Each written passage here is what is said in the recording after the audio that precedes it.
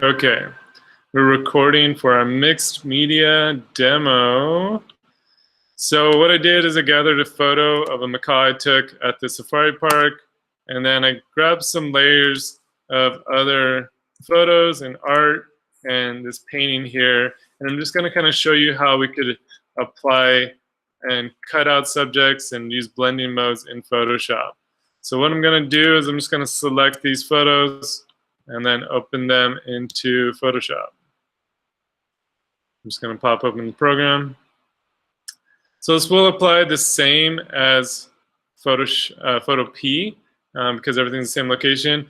If you want to edit this on your phone, what I would do is check out this video here, and it is how to use Photoshop Mix, M-I-X.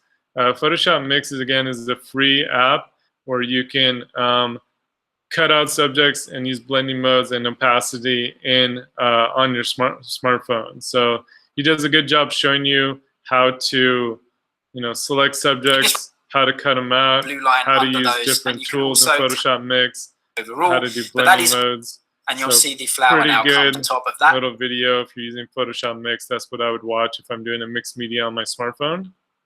And again, when you create your account, make sure you're using your student account when you set up your Adobe ID. So that way it's connected with your programs at school. All right, so when you open up photos, multiple photos in Photoshop, they kind of show up as tabs on the top. I'm actually gonna get rid of this one. Okay, so then I'll have these 4 tabs open. So with my macaw photo, I can show kind of different ways we can add different layers to our photo. So when I wanna move different layers over, so let's say I did a painting, right, or a drawing, and I took a picture of that drawing or painting, and then I upload and open that photo file of that painting into Photoshop. So what I'd want to do is use this move tool. Again, if you hover over a tool, it'll tell you which one's which.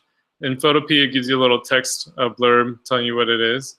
So I'm just going to get the move tool. I'm going to click on the tab and basically hold it down and drag it off so it like snaps off.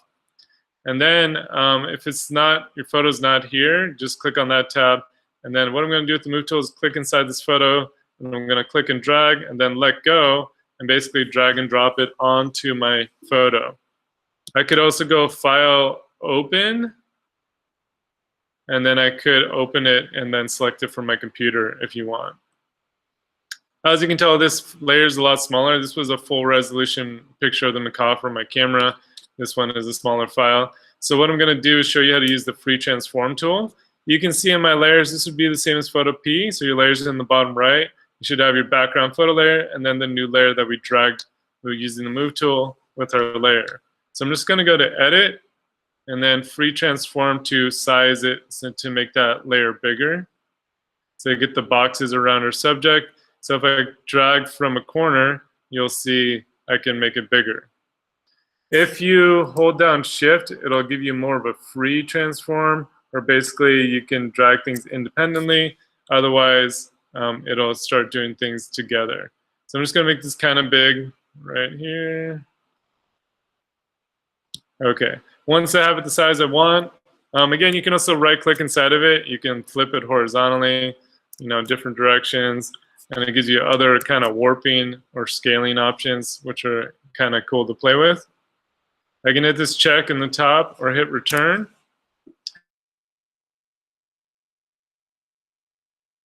Moved it in position, and then I free transformed it. So now that I have it a bigger size, what I can do is show you some blending modes and how we can basically see through this layer.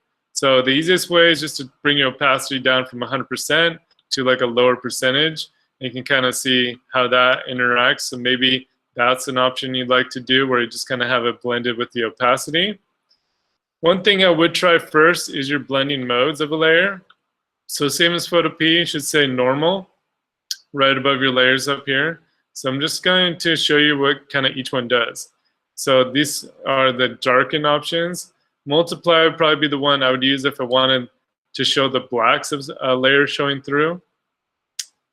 If I go into the lighten section, you can kind of see how the dark areas will let the lower layer through. So like in the dark areas of the palm, it's showing the underneath layer. The one I would kind of stick to is either line or screen as the one I would use to kind of bring it through. Overlay, soft light are in kind of contrast related, where it's kind of like a blended look. Hard light is one I do use often, especially if I have white, like this painting does, where it kind of does like a contrasty look of the screen. So here's the screen, and then here's the hard light. So you can go through, and it'll preview kind of each one. You can kind of see how it blends those layers in different ways, and how it kind of shows things through in different ways. So I'm just going to do screen, so you can kind of see here. And again, you can always modify this layer. So if I want to go edit, pre-transform, I'm just going to make this a little bigger. Kind of want is like eye to be in one of those palm trees more. I like the fronds to kind of show up better. Here we go. I'm just going to hit the check. So that's looking better. So that's blending modes and opacity. So what I'm going to do is show you how to select a subject. So I'm just going to go back to when I first kind of pre-transformed it. So with this layer, I'm just going to make a copy of my, again, I'm going to click on my macaw photo layer. I'm just going to make a copy of it. So I'm going to go layer, duplicate layer, hit OK, same as photo P. And I'm going to move it above my palm layer. So I'm just going to drag this one above. So now he's on top of it. How Photoshop works, whatever's on top is like the closest to you. And so what I'm going to show you is how to do a quick selection of our subject. So in Photo P, there's a quick selection tool where basically when you click, it'll start selecting that what it thinks is like an object. And so I'm going to click that and then get this shape pretty good. It kind of added some stuff I don't want, like it's got this area here and the area on the inside of the beak. So you can switch it to the minus setting. I'm just gonna make it a little smaller, and then click inside the area you don't want. So I'm just gonna kind of get this area inside the beak.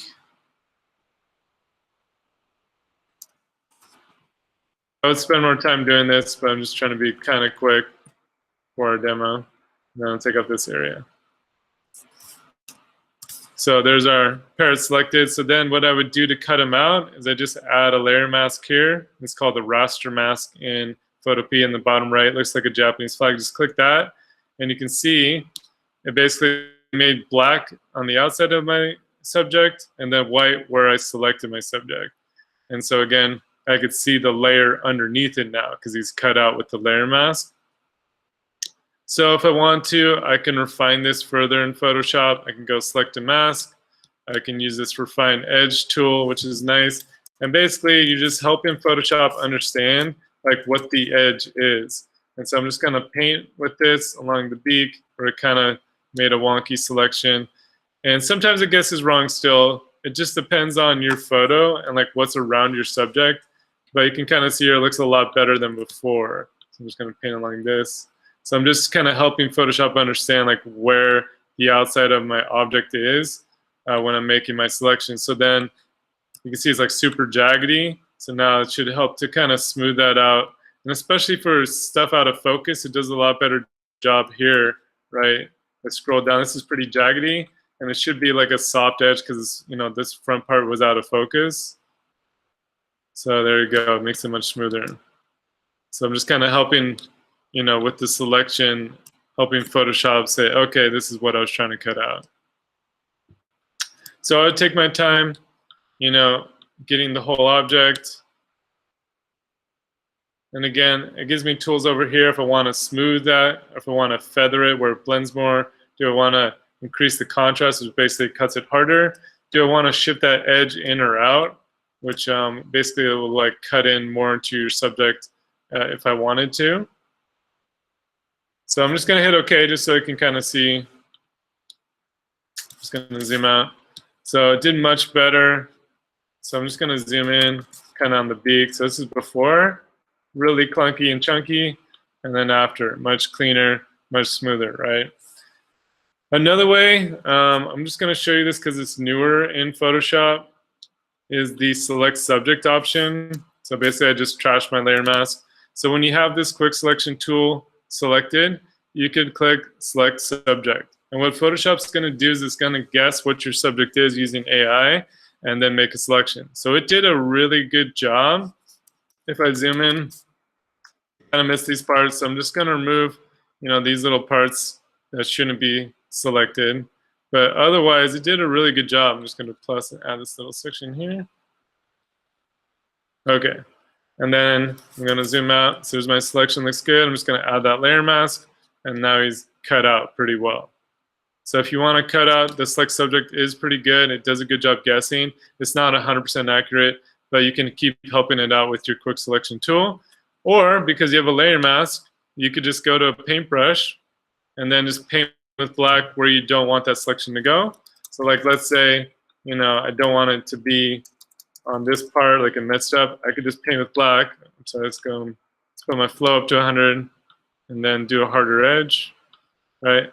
And so then, all right, I can paint off with black. If I mess up, I can switch that to white and then paint it back. This is the same as Photo P2. So using that layer mask, you use a brush as well. White shows, black doesn't show. So that's cutting out subjects. So if you want to add text, like a mixed media, you want to put text on it, you can go to the text tool. I'm just going to click on that. You can, again, do horizontal, vertical text. I'm just going to do horizontal real quick. To change the font, just click on this little arrow here, and then you'll see little samples of different types of fonts you could try. They also have different options on some of the fonts. Let's do like a bold font. You can change the size of it. You can also do other if you want to do bigger. And they have sharp or smooth. I'm just going to type in bird of prey. Sorry. There we go. And again, if you want to change the color of your text, just select the text, click up here where it's black, and then you can switch it to any color you want. Let's actually sample the blue of the macaw. There we go. Oh, this lighter blue. That looks good. And so again, you can transform these layers too. So if I go to Edit, Retransform, I get the boxes, and then I can, play with the size. I could also, rotate it if I wanted to. Maybe I want to kind of go at an angle. And then once I have it the way I want, I'm just going to hit check and confirm that free transform. So again, adding text is pretty easy, just using the text tool. So you can see my layers down here. I got my background layer, my painting layer, my cutout of my subject layer, and then my text layer. So if I wanted to keep working on this, I would save this out as a PSD. So I'm just going to go File, Save As. So let's say I wanted to start it today and finish it tomorrow. What I would do is make sure the format says Photoshop, make sure layers are selected, and it says .psd in the file name. I'm going to hit Save. So what that does is saves my file with all my layers, so I can keep working on those layers later. So I'm just going to close out these files in Photoshop. Go back to Bridge. So this is my original photo, and then here's my, here's my PSD with my layers. So you can see this 10 megabyte photo is now 185 megabytes. So I made it a lot bigger file because I'm combining multiple layers. But I can open it back up into Photoshop, and here's my layers, right? So I can go back and keep modifying each layer individually when I select them, the way I want for my mixed media. Once I'm finished, like I'm happy with how this looks and I want to turn it in, that's when I need to flatten my layers and save it as a JPEG. So I'm going to go Layer, all the way down to Flatten Image. This again is the same in Photo P. And then File, Save As. It would be Export As in Photo P. So I'm just going to switch the format to a JPEG. Let's call this thing like V2 or Edit. That's fine. So now that it's saved as a JPEG, I can actually upload it to my Flickr or my Google Doc. Keep in mind the PSD file. I'm just going to go back to Bridge. So here's my PSD and here's my JPEG. The JPEG I can upload to Flickr or Google. The PSD will not open in either of those. You can't upload them, and they're massive files. This is 185 megabytes. This will only open up in Photoshop with the PSD. So make sure once you're finished, go to layer, flatten your layers, go flatten image, and save it as a JPEG. So cool. What I will say for photo P, real quick, I'm just going to close Photoshop so it runs a little smoother. So the cool thing about photo P is it does open PSD files, which is nice. So we'll open those layered files. So I'm just going to open a photo real quick. Let's do this photo. So again, we do have the text tool. We got the selection tool. So this has an object selection and a quick selection. The object selection, when I tested it, doesn't really work well. So basically what you do is you drag the box over the area. This one works well because it's like more silhouetted. And so now if I zoom in, it'll try to select an object where you drag it in. So you can kind of see it did pretty well with my selection. I'm just going to go to select, deselect. So what I would do, I'll do this on a new layer. So I'm just going to layer, duplicate layer. And if it doesn't do a good job, I would use just the quick selection tool here. And then you're just going to paint around with the plus tool. Hold on. Oh, yeah, this one just is not as good at recognizing subjects. I'm going to click here, and I like select this whole area. So again, you could just do it with painting. So what I would do is just do a layer mask, and then get a standard brush, switch it to black. And then what I'm going to do, I'm just going to fill in the layer underneath just with white. So I'm just going to go image or edit and then fill. And then let's just fill it in with white. Hit OK. So now that layer underneath is white. So then when I paint with black with my brush, I'm just going to make this bigger.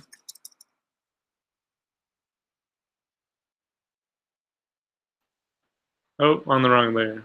So let's go to my layer mask on my subject layer. There we go. So I'm just going to paint with black. So now I can basically paint around my subject. Yeah, the selection tool in Photopea is not as advanced as Photoshop. It's a free app. It does the best it can. So again, I'm just kind of painting black on the areas I don't want to show on that layer. And so I would just kind of zoom in. This one would take a while. Just make my brush smaller.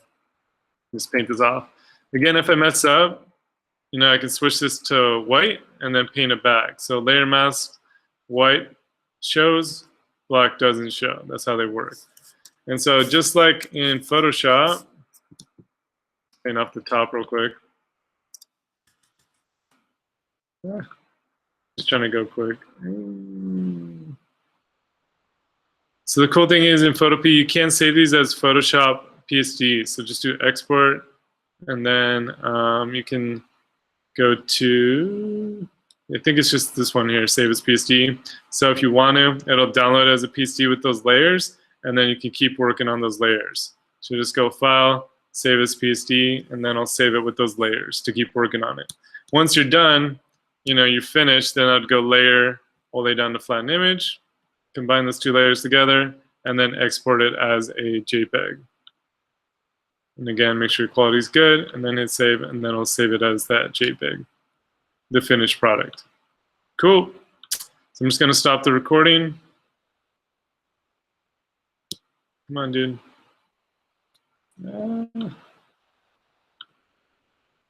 Okay. And stop.